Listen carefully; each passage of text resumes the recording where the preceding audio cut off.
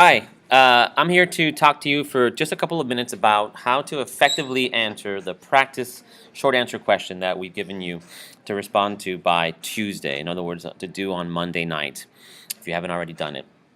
The learning target for this very brief tutorial is I can answer an AP-style short answer question effectively.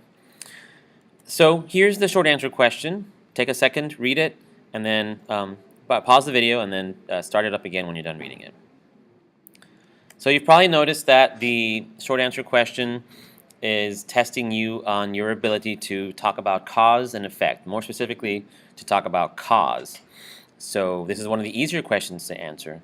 What was the cause of X? What was the cause of Y? But not as easy as you would think. So I want to give you some tips to make sure that you're going about answering this question right. Then I want you to give it a try. So check it out. The short answer question, you might look at it as an opportunity to make a claim and provide evidence and reasoning to support that claim. So you can do that by breaking up the prompt like this.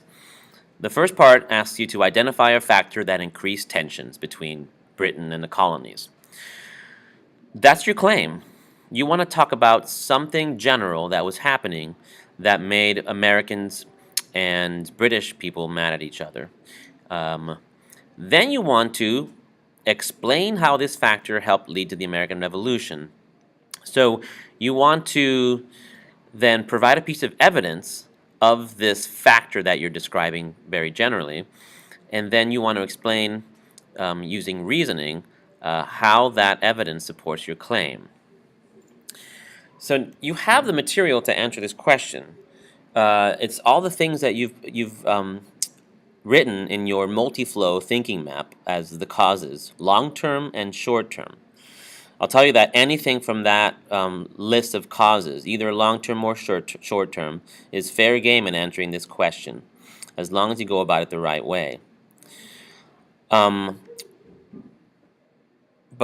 one thing I want to point out is that you'll notice that the causes that as we've described them have been general, and then inside the boxes have been very specific pieces of evidence that go along with those general discussions.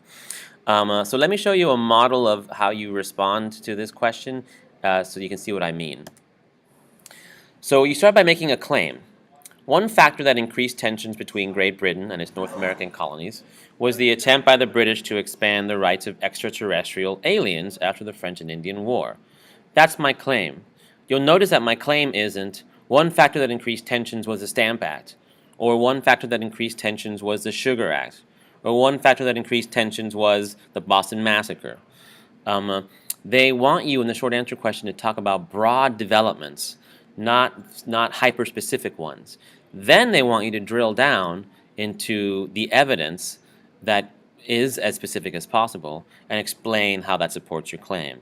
So my claim, therefore, is this broad statement about the fact that the North American colonies were, that the British, rather, were forcing the North American colonies to expand the rights of extraterrestrial aliens.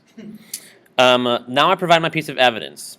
For example, the British Parliament imposed the Be Cool to Venusians Act in 1765, which gave them the right to vote in colonial elections. Notice how I provide a piece of evidence. This is specific. Now, this is the history. And I describe it very briefly. I say what the law did very briefly in just a clause, which, the clause that starts with the word which. But that's not enough. Now you have to go to the next step and connect the piece of evidence to your claim. Like I do in the rest of the paragraph, where I explain how my evidence supports my claim. So, I write, up to this point, colonists were free to discriminate against visitors from other planets, whom they looked upon with great suspicion. This law angered many colonists because it made them feel like Britain was siding against its own people in favor of aliens, thus increasing tension. So again, what you see is an opportunity to provide a claim, support that claim with evidence, and then explain how the evidence reinforces the claim with reasoning. You want to do that 3 times using 3 different factors taken from the left-hand side of your multi-flow thinking map. Try to confine yourself to no more than 15 or 20 minutes. Remember that you only have that much time to write a short answer question on the AP exam, so you want to work to get good at doing this quickly. And confine yourself to the paper that we've given you. Don't write more than that, because another thing is you'll have to fit all of your responses on the one sheet of paper. All right, good luck, and see you guys tomorrow.